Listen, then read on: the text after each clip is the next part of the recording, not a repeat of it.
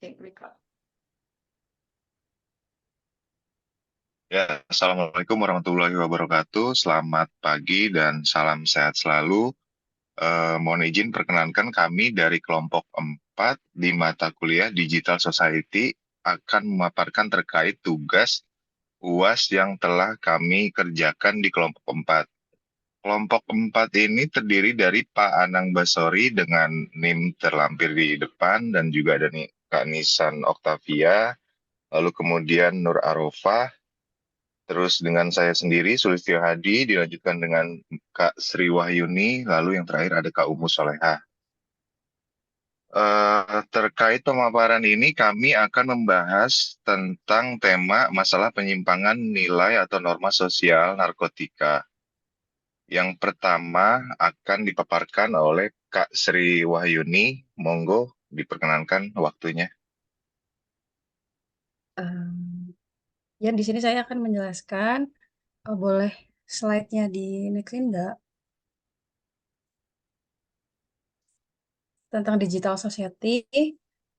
Digital society adalah teknologi yang terus berkembang dengan pesat di era 5.0 saat ini. Hal tersebut membawa perubahan, salah satunya adalah digital society.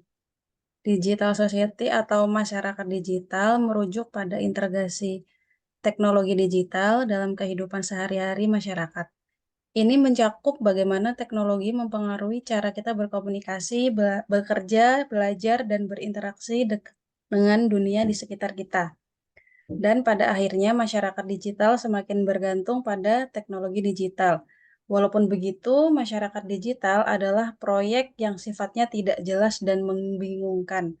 Oleh karena itu, tidak mungkin untuk membayangkan bahwa menentukan dengan tepat apa arti masyarakat digital. Yang pertama, istilah masyarakat digital adalah sebuah slogan. Kita dapat mengatakannya bahwa masyarakat digital merupakan objek keinginan daripada sebagai realistis empiris. Namun pengertian tersebut begitu penting sehingga masyarakat digital terjadi transformasi mendalam dari cara hidup tradisional, program ekonomi, program industri, program bentuk pemerintahan, pendidikan, dan pekerjaan. Oleh karena itu, perlu ditekankan bahwa masyarakat digital telah menjadi nilai gagasan sebagai sebuah panggilan yang berusaha untuk mengarahkan dan menyatukan tindakan dari banyak sektor. Poin-poin penting, transformasi sosial. Perubahan signifikan dalam struktur dan dinamika sosial karena teknologi digital. Misalnya, meningkatnya interaksi online menggantikan tatap muka dan perubahan dalam cara kerja dengan adopsi kerja jarak jauh.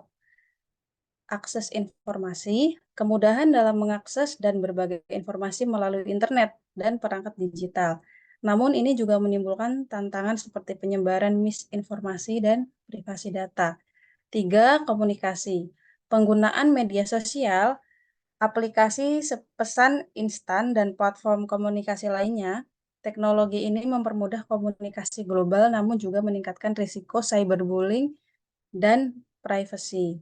Yang keempat, ekonomi digital. Perkembangan ekonomi berbasis digital seperti e-commerce,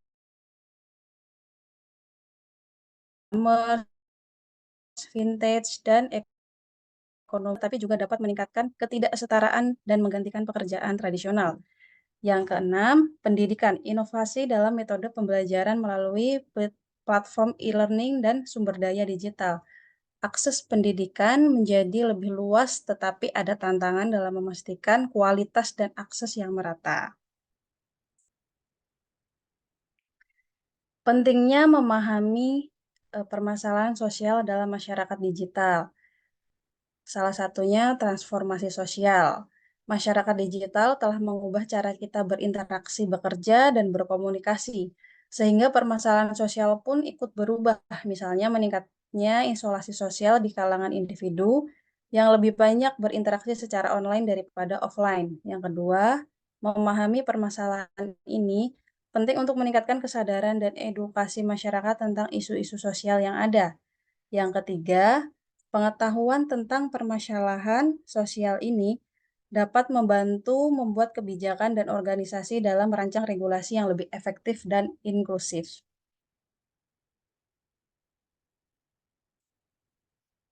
Transformasi sosial.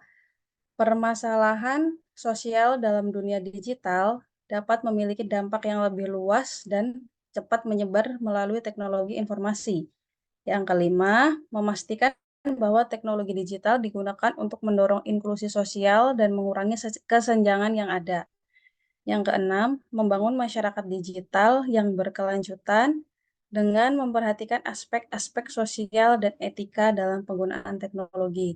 Semuanya itu adalah pentingnya memahami permasalahan sosial dalam masyarakat digital. Untuk next pemaparan dari kami, saya serahkan untuk Mumu yang akan melanjutkan.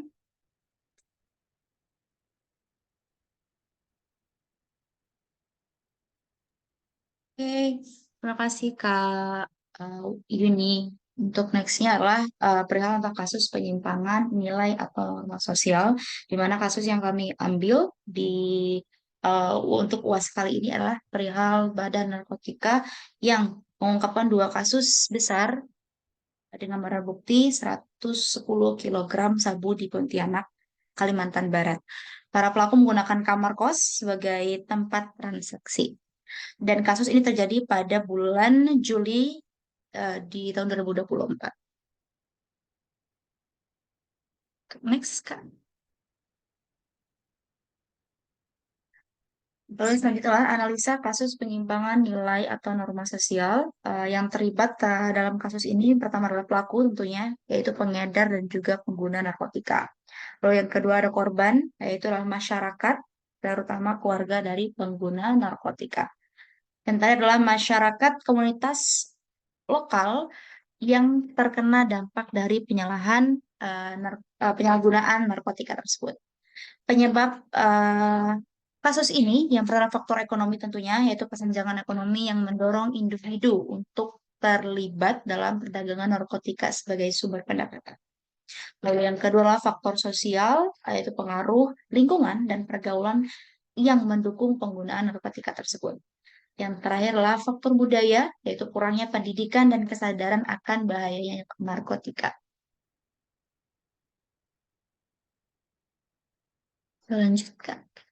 Eh, yang selanjutnya adalah dampak. Dampak dari narkotika ini sendiri, yaitu pertama adalah kesehatan, kerusakan fisik, dan juga mental bagi pengguna. Lalu yang kedua, ekonomi, biaya yang dikeluarkan oleh pemerintah untuk rehabilitas dan penanganan kasus narkotika. Yang ketiga, sosial, yang meningkatnya angka kriminalitas dan kerusakan sosial di lingkungan masyarakat. Lalu selanjutnya pola interaksi. Yang pertama itu ada interpersonal, pengguna narkotika seringkali mempengaruhi orang-orang di sekitar mereka untuk ikut menggunakan. Yang selanjutnya, yang kedua, kelompok. Kelompok pengedar yang terorganisir menjalankan perdagangan narkotika. Terakhir adalah organisasi BNN dan aparat penegak hukum lainnya yang berusaha memberantas penyalahgunaan narkotika.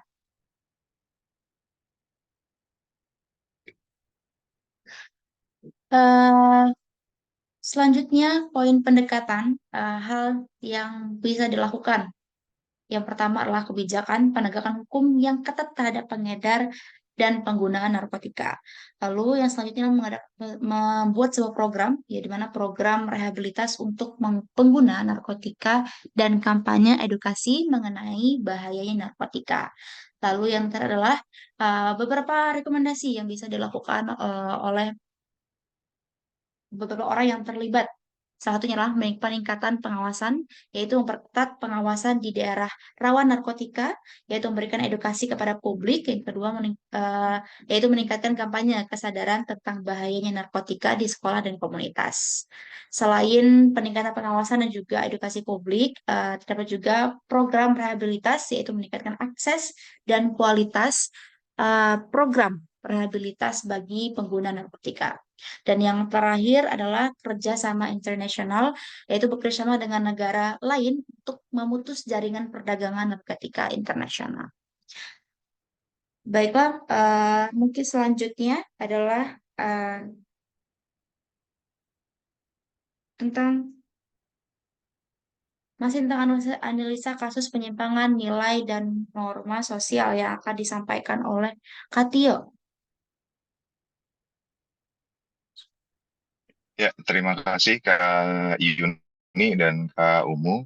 Izinkan saya melanjutkan terkait dengan analisa kasus penyimpangan nilai dan norma sosial, yaitu tentunya ada relevansi digital society dengan masalah sosial. Yang pertama adalah penyebaran informasi.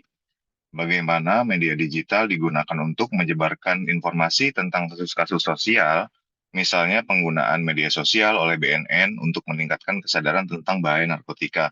Jadi BNN sendiri di sini harus wajib terus secara sustain untuk mensosialisasikan kasus-kasus yang ada dengan memanfaatkan media digital. Lalu yang kedua adalah dengan adanya kerjasama dan koordinasi, penggunaan teknologi untuk meningkatkan koordinasi antara lembaga pemerintah, LSM, dan masyarakat dalam menangani masalah sosial. Contohnya yaitu BNN dapat bekerja sama dengan lembaga pendidikan, organisasi masyarakat, dan media untuk menyelenggarakan kampanye anti narkoba secara terpadu. Selain itu, BNN juga dapat menggunakan teknologi untuk memantau peredaran narkoba dan mengidentifikasi jaringan pengedar.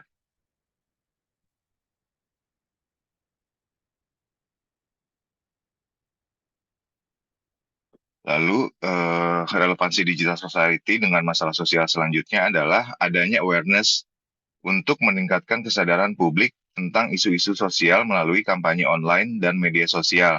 Misalnya, BNN dapat membuat video edukasi yang menarik dan mudah dipahami, serta menyebarkannya melalui berbagai platform media sosial.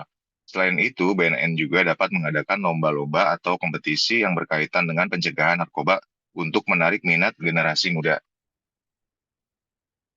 Terima kasih. Demikian pemaparan dari kelompok 4. Mudah-mudahan pemaparan kami cukup jelas dan dapat dimanfaatkan di kehidupan sehari-hari. Atas nama kelompok 4, Pak Anang Basori, Kak Nisa Oktavia, Nur Arofah, saya sendiri Sulistyo Hadi, Kak Sri Wahyuni, dan Umu Soleha mengucapkan terima kasih banyak. Wassalamualaikum warahmatullahi wabarakatuh.